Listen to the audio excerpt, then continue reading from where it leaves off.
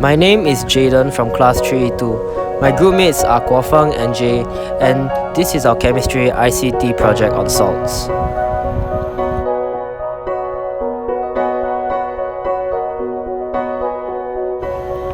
Salts, those are not the ones that we are used to. Instead, we are talking about salts that exist in chemical reactions. Salts are a large family of compounds, and many are very different from the table salts that we are used to. Salts are ionic compounds made up of positive cations and negative anions.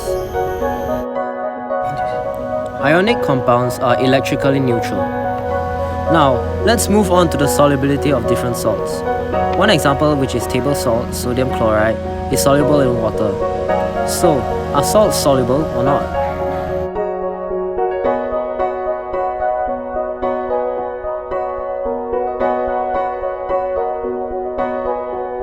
Well, the answer actually varies. For example, all nitrates are soluble. Some examples are sodium nitrate and silver nitrate. All sulfate salts are also soluble. However, all carbonates are insoluble. Salt hydroxides also share the same properties, meaning that they don't dissolve in water too.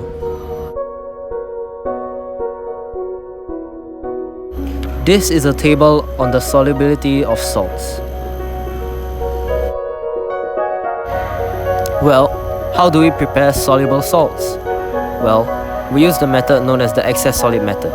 For example, we'll use copper 2 sulfate. How is it made?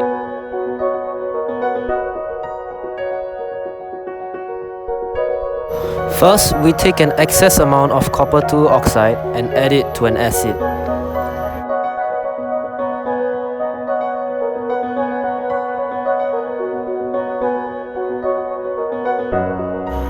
Then we stir the mixture. Afterward, heat the mixture and we then obtain copper 2 sulfate.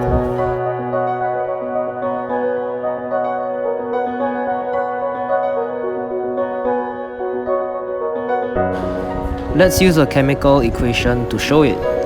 Copper 2 sulfate, a soluble salt, is made from copper 2 oxide, an insoluble base, then combined with acid. The excess copper 2 oxide is then filtered to remove it. How do we remove water without removing the copper 2 sulfate?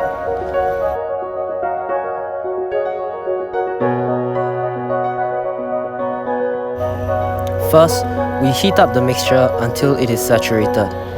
We leave it to cool down, and then the mixture will then form copper 2 sulfate crystals.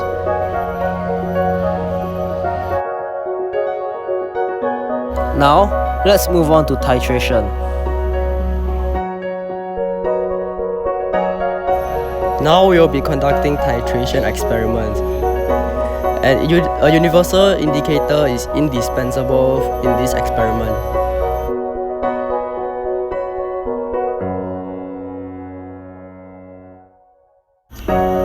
Now we will need calculator, pipette, an unknown solution, and a burette. We also need a known solution.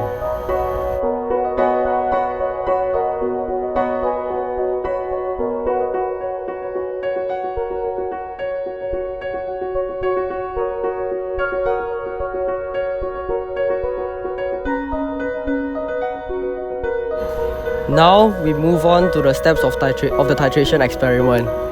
Step 1. Fill the pipette with the unknown solution and transfer it to a conical flask. Step 2. Put 2 drops of suitable universal indicator into the unknown solution. Step 3. Pour the known solution into the burette until it reaches the end point. Step 4. Slowly drip the known solution into the unknown solution. Step 5. Shake the solution and observe if any color has changed. Step 6. Continue to drip the known solution into the unknown solution and note the appropriate changes. Step 7. Measure the final volume and minus from the initial volume.